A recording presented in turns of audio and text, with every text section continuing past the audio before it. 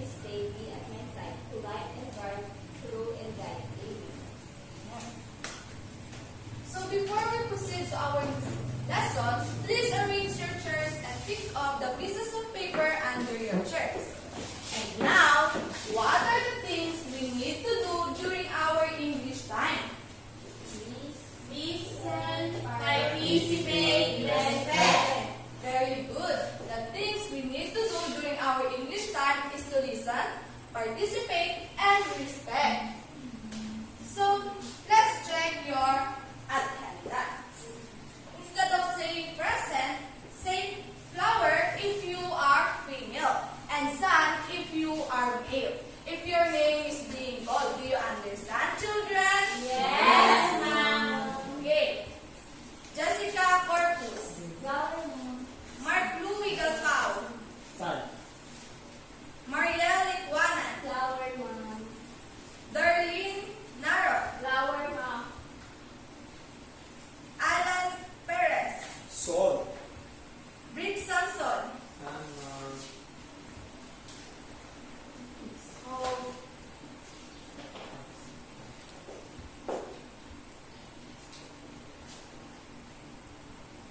Do you still remember our last topic yesterday? yes, ma'am.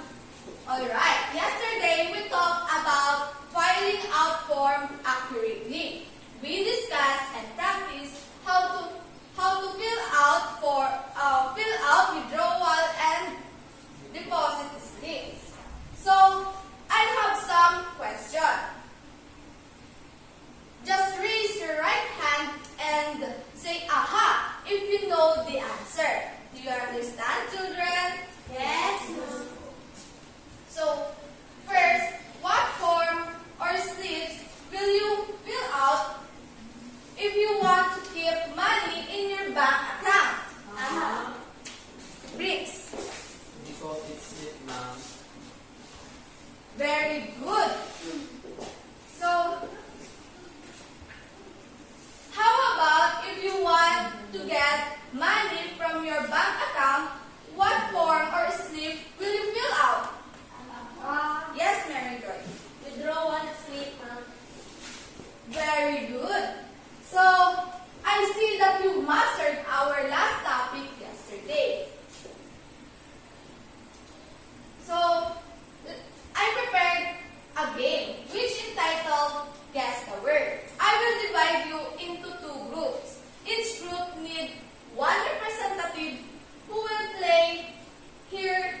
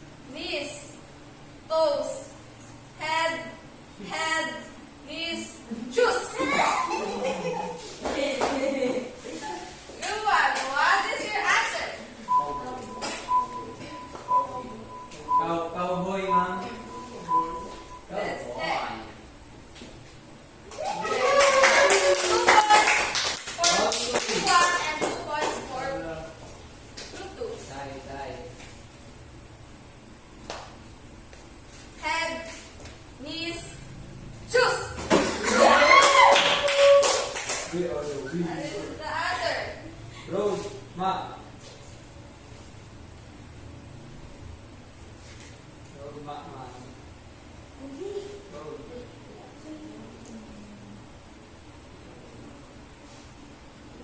10, 9, 8, 7, 6, Road slip. 5, 4, Road slip. 3, Word. 2, Road. Road. Slip. 1. Group 2, what is your answer?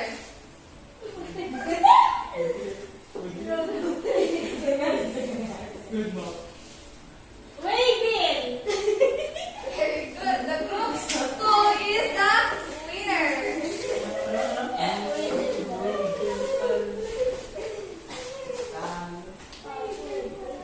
So what word did you guess in our game? Mariel, Keyboard. what else? Father-in-law. What else? Waybill. So that words are related to compound word.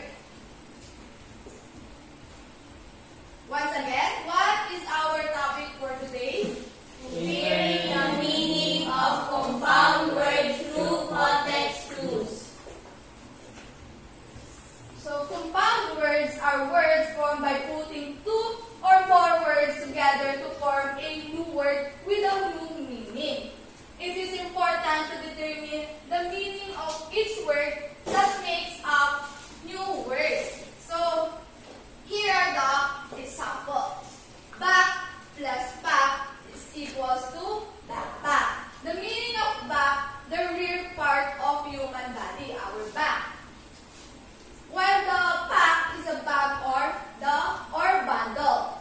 So the back meaning of backpack, a bag with shoulder strap can be carried on one's back. So did you notice that two words back and pack originally means two different things, but when they are combined as backpack, the new words and the new words also has a meaning. So, who wants to give an example? Mary Joyce. Lip plus stick is equal to lipstick. So, very good. What is lips means? Lips. Lips refers to the part of human. Excellent. How about the meaning of stick? Mary Joyce. A long thin piece of wood.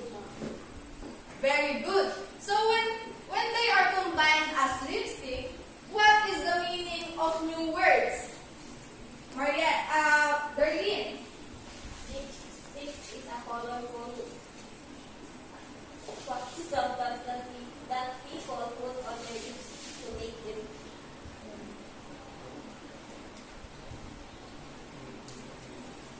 Very beautiful. Very good. Now let's proceed to types of compound words.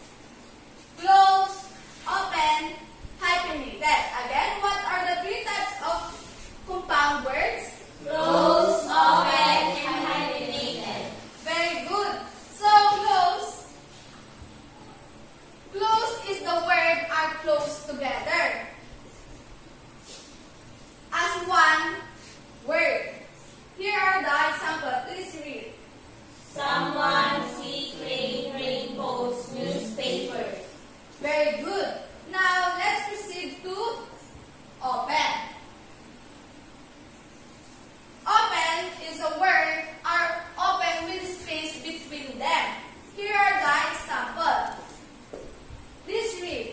Title, homework, mother tongue, hot dogs. So can you give me another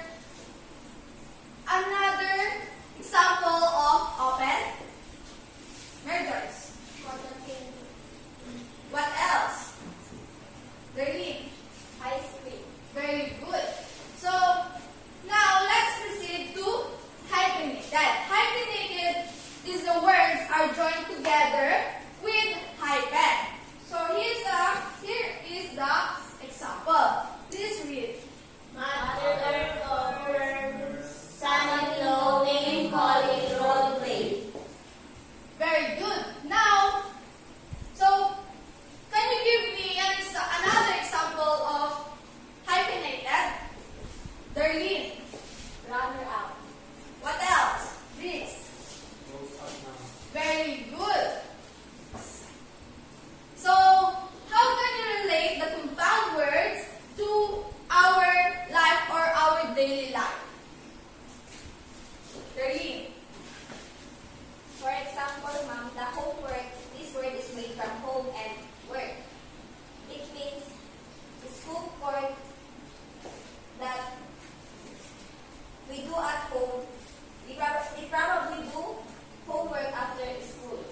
Very good, good job.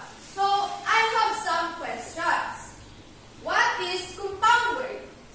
Mary Joyce. Compound word is compounding, is joining two or more words together to make them one word with a new meaning.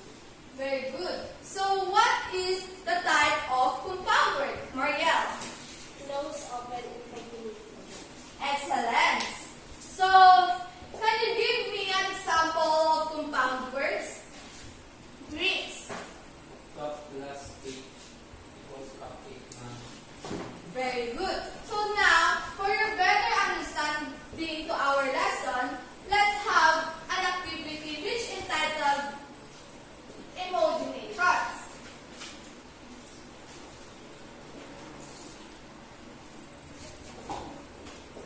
I will divide you into two groups. Group 1 and Group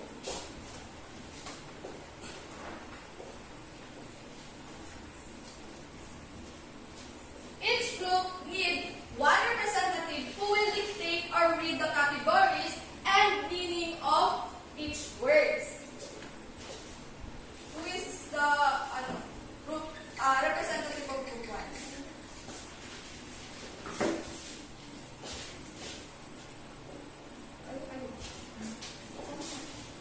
Kayo yung mag-please. Sasabihin nila yung and then hahanapin nyo dito yung emoji na sa first word na hanggang sa mabuong yung babasahin nila yung first, yung categories and yung first word, hanapin nyo kung anong Then the second word. Let's see. The category is insect. First word, it is a creamy yellow food made from milk. ipipis nila Second dito. word, it is Dito, moved ipipis through the air. Second, it is moved through the air using wings. Using wings.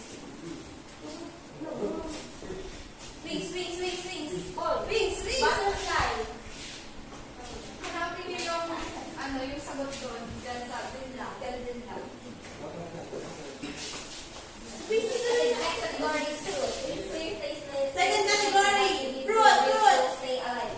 It is a clear, tasteless liquid that we need to drink to stay alive. Second word, it is a big, juicy fruit that we Yung sa ano nito. Okay, meron. Yung It's a big, juicy fruit that